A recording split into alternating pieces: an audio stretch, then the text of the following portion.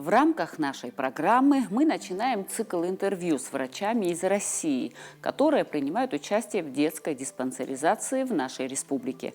Также мы приглашаем в студию и местных врачей, которые в дальнейшем будут вести детей, у которых обнаружили какую-либо патологию. С нашими гостями мы будем обсуждать актуальные темы детского здоровья в рамках проходящей диспансеризации.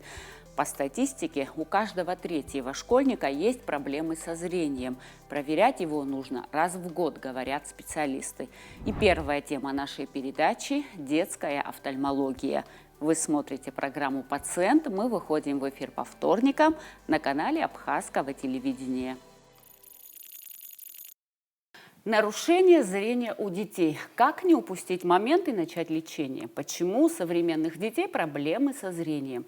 Что делать, если ребенку поставили близорукость или дальнозоркость? Эти и другие вопросы мы будем обсуждать сегодня. И для этого мы пригласили в студию врача-офтальмолога, кандидата медицинских наук, специалиста по редким глазным заболеваниям, сотрудника Национального медицинского исследовательского центра здоровья детей Минздрава России Нателлу Суханову и врача-офтальмолога, работника детской поликлиники Гудаутской центральной районной больницы Анжелу Джоджуа. Здравствуйте. Здравствуйте. Добрый день. У меня первый вопрос будет, Нателла Вахтанговна, к вам. Вы в рамках диспансеризации проводите профилактический осмотр детей. Как в целом проходит диспансеризация, какие методы вы используете и как Абхазия вас приняла, встретила? Я, наверное, начну с третьего вопроса, потому что я впервые нахожусь в вашей республике. Это настолько солнечная республика и настолько душевно и радостно приняла нас, врачей всех, что мы каждый день очень довольствуемся всем и природой, и красотами, и, конечно же, нашими милыми пациентами, которые радуют нас каждый день с хорошей точки зрения.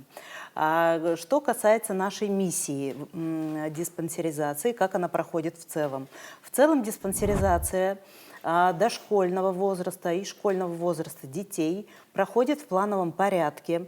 Мы каждый день выезжаем в новую школу или в детский сад и с утра и в рабочее время проводим диспансерные осмотры детей. В целом учреждения предоставляют нам все необходимое оборудование в плане и мебели, и помещений. Соответственно, работа идет слаженно. Что касается трудностей, которые мы периодически встречаем, это, конечно же, маленький процент, но отказ родителей от осмотра детей. Но далее каждый врач разговаривает индивидуально с родителями, и в большинстве случаев дальше мы все-таки убеждаем, что диспансеризация она необходима для будущего здоровья детей, что болезнь можно вовремя заподозрить и предотвратить, нежели потом ее лечить. Какие методы обследования использует врач-офтальмолог? В первую очередь, конечно же, когда заходит пациент в кабинет, в первую очередь врач-офтальмолог, то есть я, обязательно смотрим, как пациент себя ведет, как он заходит, видит ли он, не натыкается ли на определенные предметы, то есть это общий осмотр. Да? Дальше мы контролируем и проверяем зрительные функции пациента, насколько высокие зрительные функции у пациента по специальным таблицам. Следующим этапом происходит контроль глазодвигательного аппарата. Далее наружный осмотр глазных яблок и области глаза. Конечно же, для того, чтобы увидеть, что внутри глаза, нет ли какой-либо патологии, при необходимости мы спрашиваем у родителей в первую очередь разрешение для инстилляции глазных капель, расширяющие зрачки. Для чего это нужно делать? Я более простым языком хочу объяснить, что зрачок человека в диаметре составляет где-то 1,5 ну, 2 миллиметра максимум.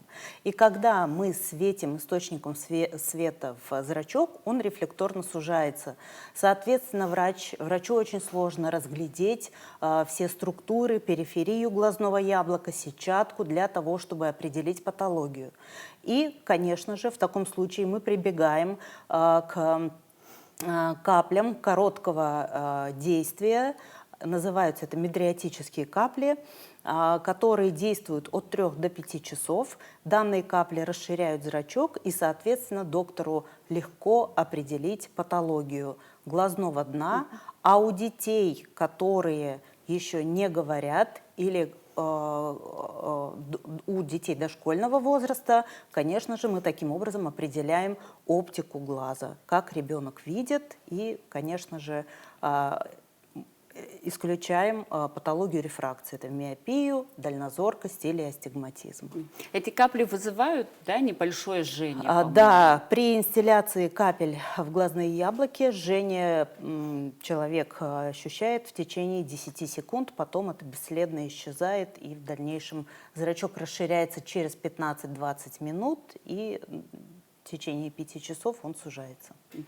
Вот вы затронули тему диспансеризации, о важности диспансеризации. Хотелось бы еще глубже поговорить об этом, особенно о важности диспансеризации детского населения. Ведь многие патологии внешне никак не проявляются, а сам ребенок может и не сказать, что его что-то беспокоит. И как раз в это время обнаружить эти заболевания на ранней стадии помогают профилактические осмотры.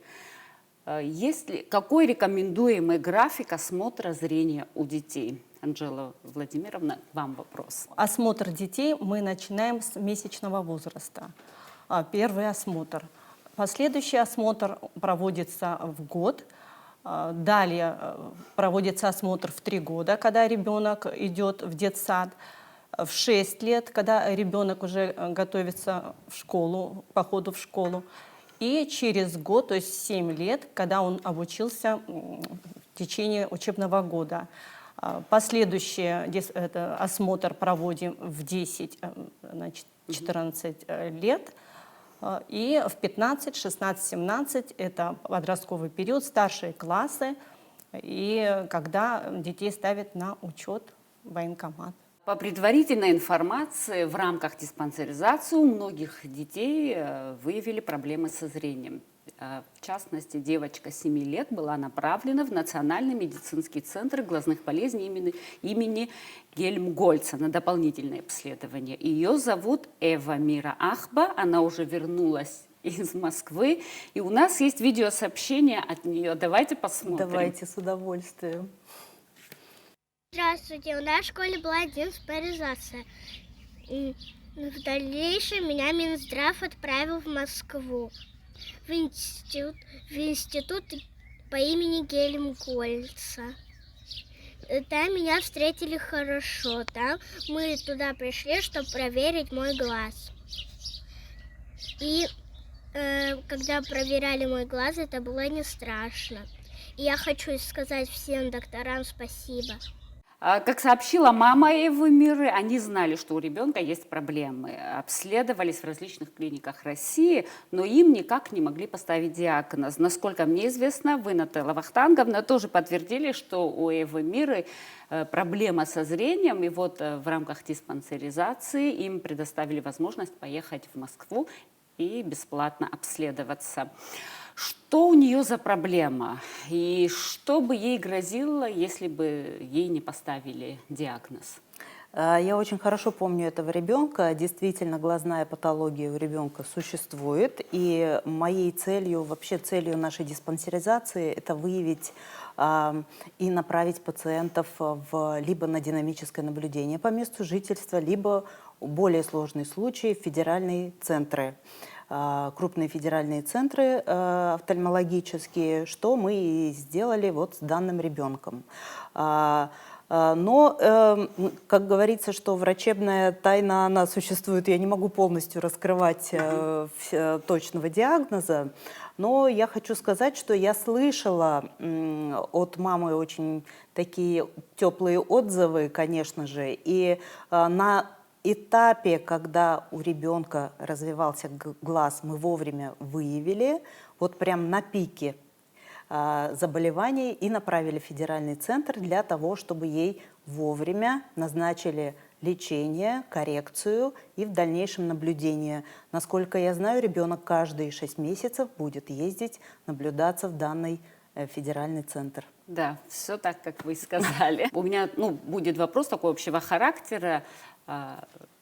Почему у современных детей проблемы со зрением? И вообще мы можем так сказать? И с чем это связано? Анжела Владимировна, начните вы. Ну, проблемы со зрением у современных детей, конечно, связаны с длительным бесконтрольным нахождением за гаджетами.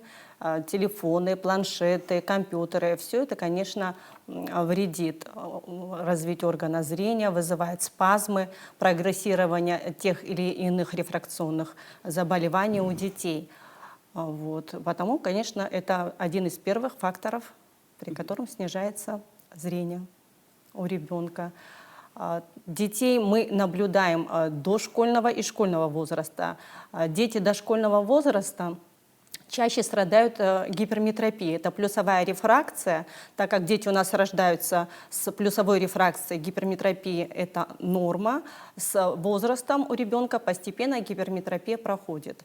Но так как наши дети в раннем возрасте начинают пользоваться данными компьютерами и гаджетами, то, естественно, к этой гиперметропии наслаивается и спазмы аккомодации, нарушение рефракции.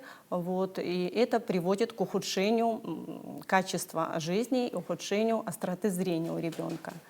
Вот. В подростковом периоде, когда формируется орган зрения, вот, это тоже очень влияет на качество зрения у ребенка. Ну, наверное, есть какие-то такие мировые статистические данные, вот, допустим, в советское время, не в советское время, когда не было, скажем так, гаджетов, какое было зрение у населения вообще в мире, и сейчас, когда уже появились эти гаджеты, и какое зрение у современных людей. В современном мире у каждого третьего школьника выявлена патология зрения из-за того, что идет зрительная нагрузка. Да. Если мы рассматриваем это более ранние года, то по статистике, конечно, рост увеличился прогрессивно. Вот. А патология органа зрения, конечно, была и ранее, были диагностированы, велись пациенты, стоят пациенты эти на учете. Вот. В основном, так как формируется орган зрения от рождения до практически 18 лет, когда завершается формирование глазного яблока, естественно, могут изменяться и рефракция глаза, и рост глаза.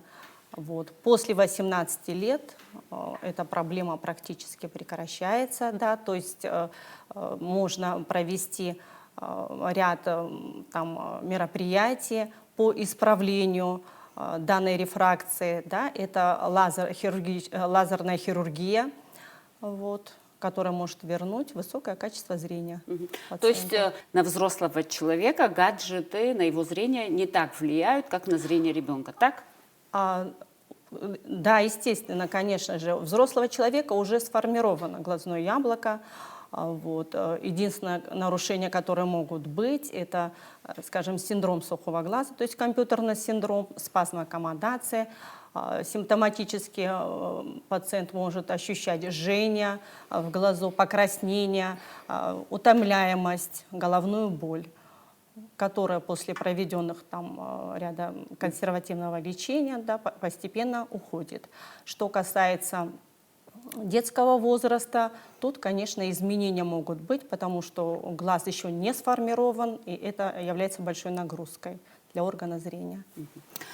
Плохое зрение у ребенка. Какие основные признаки? Как понять, что у ребенка есть проблемы со зрением? Вы затронули очень интересную тему. Я могу на эту тему говорить бесконечно, потому что, конечно же, я работаю с детьми, и уже на протяжении не одного десятка лет я принимаю пациентов, родителей, которые сами впервые заподозрили, что у ребенка что-то не так. Что касается пациентов, скажем так, от рождения до 6 месяцев. В первую очередь, когда ребенок родился, естественно, мама, когда смотрит в глаза ребенка, что она может заметить? Первое, конечно же, это отсутствие глазного яблока. Да? Тогда, конечно, она бьет тревогу. Второе – отсутствие какой-то части глазного яблока. Что я имею в виду? Это отсутствие радужки, цветной оболочки глаза, цветной структуры глаза.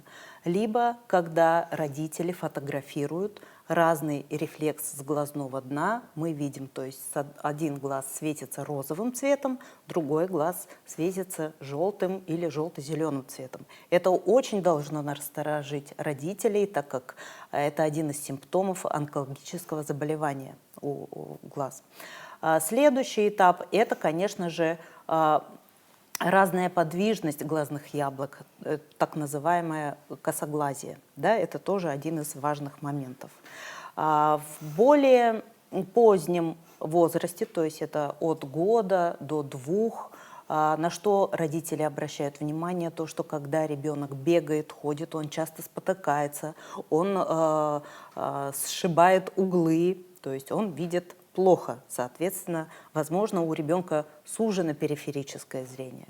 Конечно же, немаловажную роль играет это светобоязнь или снижение сумеречного зрения, когда в комнате родитель выключает свет, ребенок начинает беспокойно плакать, искать, не потому что часто бывает он боится темноты, а потому что он не видит в темноте, то есть для него все темно. У человека есть дневное зрение и сумеречное, да? Так вот, есть пациенты, у которых присутствуют наследственные врожденные заболевания глаз, когда полностью отсутствует сумеречное зрение. Дальше, что может быть? При фотографировании просвечивает радужная оболочка. Это один из признаков альбинизма, то есть, скажем так, стоп. Сейчас забыла, как называется. Это один из признаков недостаточности пигментообразования. Соответственно, глаза красные, когда их фотографируют. Конечно же, если брать возрастной период от 2,5 до 4 лет, это косоглазие вторичное. То есть ребенок рос и развивался правильно, но произошел какой-то стресс у ребенка, либо он заболел с высокой температурой, глаз ушел в сторону. Вот это так называемое детское косоглазие, которое удачно мы можем лечить, и к школе уже ребенка можем отправлять с, скажем так, с вылеченными ровными глазками. Ну и дальше, конечно же, это уже школьные проблемы, о чем рассказала моя коллега более подробно, поэтому вот такие вот проблемы могут у родителей возникать, и у детей в том числе. Мы вот пообщались с врачами-офтальмологами, которые участвуют в диспансеризации, составили список наиболее задаваемых вопросов родителями. Эти вопросы я сегодня адресую вам. Итак, нужно ли перед тем, как отправить ребенка в 1 класс, пройти осмотр у офтальмолога? Это даже не обсуждается. Конечно же, обязательно нужен. Вот, потому что в дошкольный период, да, когда ребенок не может говорить, то есть у него задержка речи, да, мы не можем определить, да, остроту зрения, то есть мы проводим определенные диагностические исследования для выявления. Что касается ребенка 6-летнего возраста, который идет в школу, да, мы обязательно проводим осмотр и исключаем аномалии рефракции у ребенка или выявляем их, чтобы вовремя корректировать и лечить таких детишек. Вот, потому это обязательно. В школьное время с 6 до 7 лет, да, 1 год, когда у ребенка идет нагрузка на зрение, то есть ребенок начинает читать, начинает писать, начинает списывать с доски, тогда уже выявляется патология, да, у детей, то есть какая-то есть проблемка. Чаще всего родители не замечают этого, и ребенок адекватно не может оценить, как он видит данный предмет. А в школе уже чаще это педагоги начальных классов, они замечают, что ребенок стал плохо писать, то есть переписывать. А если ребенок диктант пишет хорошо, а при списывании с доски, да, ребенок допускает ошибки, то педагог замечает это и говорит родителям. Часто обращаются именно после посыла от преподавателей в школе, так как детей постоянно ротируют, то есть если ребенок сидит за первой партой, да, то постепенно детей меняют, чтобы дети с разных расстояний, да, привыкали к зрению вдаль, то ребенок за первой партой может не заметить этого. Он видит хорошо, но когда его пересаживают за последнюю парту, он уже начинает видеть плохо. Оттуда и идут жалобы. Ну, следующий вопрос тоже. Некоторые мамы считают, что зрение ухудшается с началом учебы в школе. Возможно ли такое? Зрение не ухудшается в период учебы, просто оно более проявляется.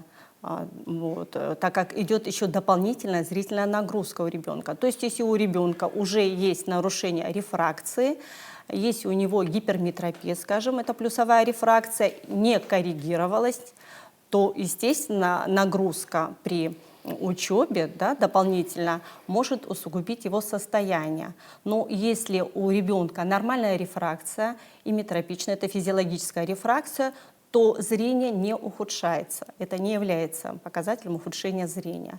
Если у ребенка миопическая рефракция, и он не коррегирован, не проходил лечение, то, естественно, это будет дополнительной нагрузкой. То есть, если у ребенка нормальная рефракция, то ухудшение зрения не наблюдается.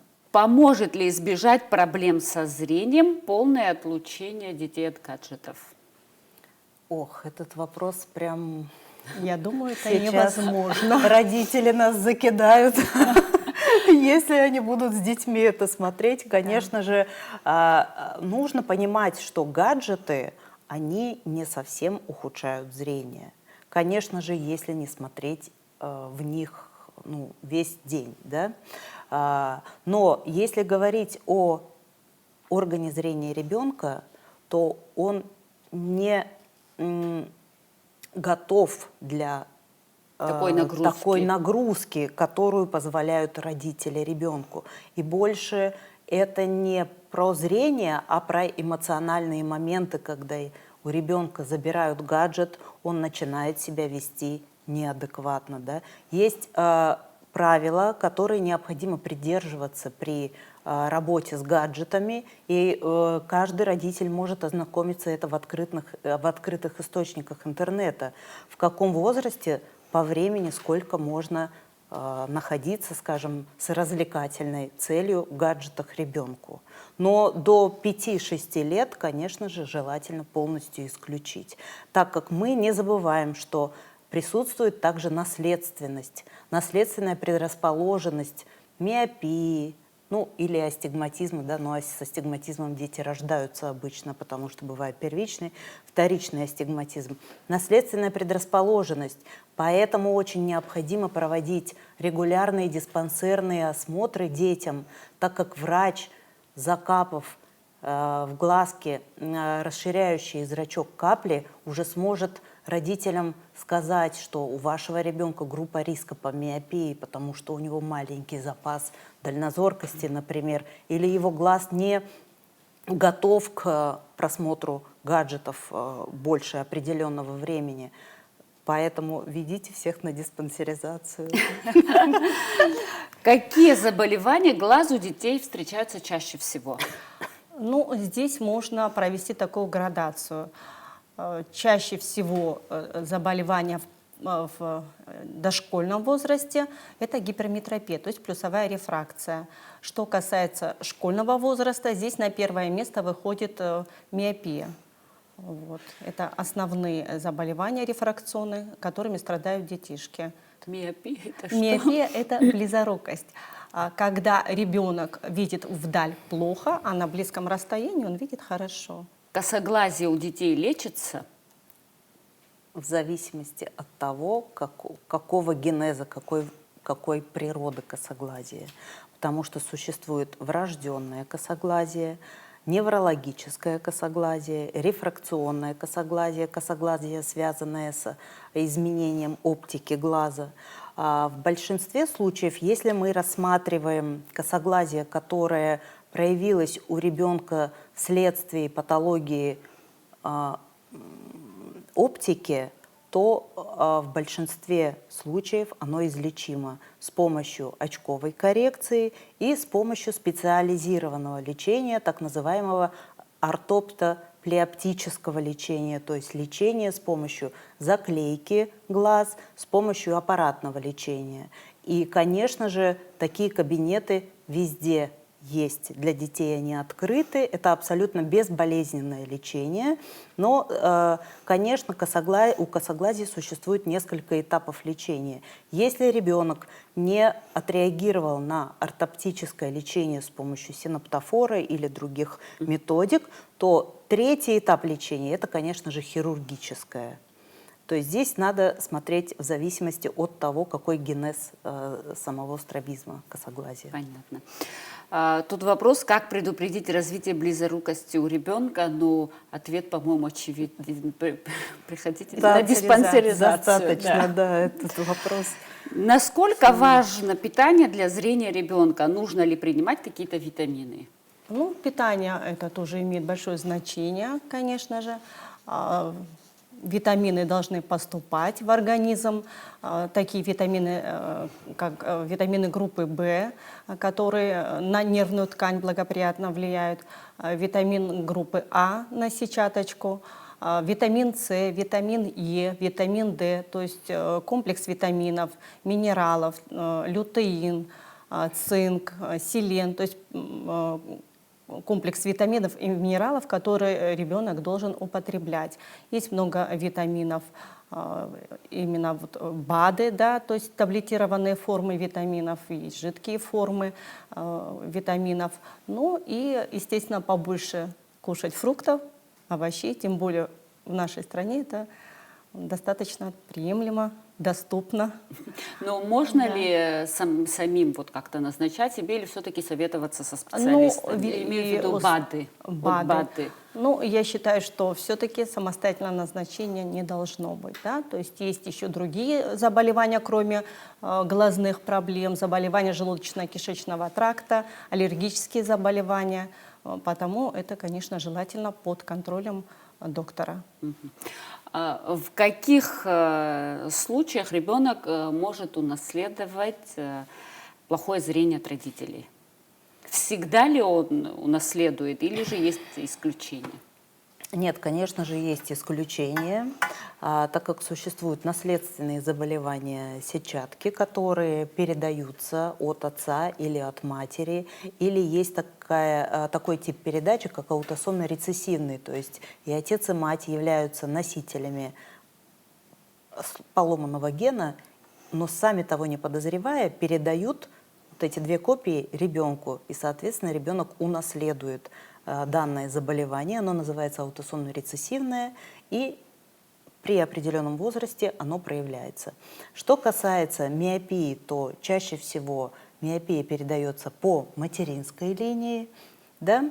Вот, астигматизм тоже это как наследственный фактор, потому что это больше определенное строение оптики глаза. Вот, ну и дальнозоркость. Конечно же, если мы говорим об оптических дефектах, то в большинстве случаев это передается по наследству. У нас есть небольшой видеоролик о том, как проходила диспансеризация в одном из детских садов. Давайте посмотрим.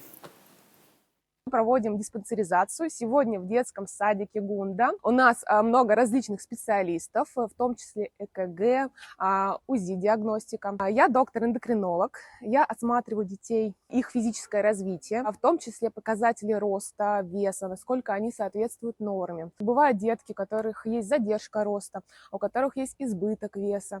И частью у них может быть и эндокринные нарушения, которые очень важно выявлять в самом раннем возрасте, что будет влиять на дальнейшем их развитие, их состояние, их самочувствие. Также в нашей бригаде работают доктора-офтальмолог, хирург, уролог, психиатр, психолог, лор-специалист, кардиолог, педиатр. И благодаря этому происходит такое комплексное обследование ребенка. Думаю, что это способствует в первую очередь здоровью будущего поколения.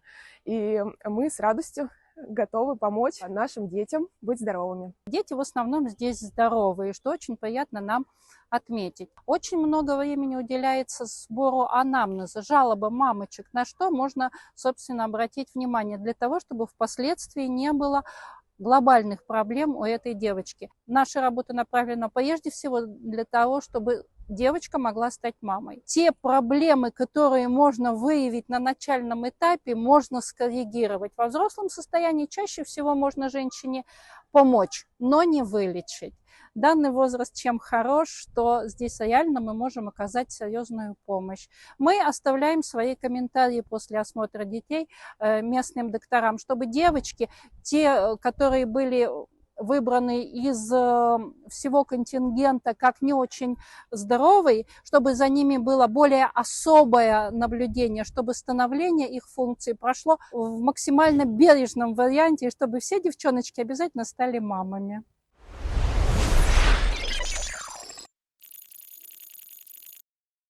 Насколько важно раннее вмешательство в случае детских офтальмологических заболеваний по сравнению со взрослыми? Ну, вмешательство должно быть однозначно ранним, потому что, я еще раз повторюсь, орган зрения формируется от начала рождения ребенка до еще внутриутробно, да, с рождения ребенка до 18 лет. Тогда, когда мы можем еще воздействовать на рефракционные способности глаза.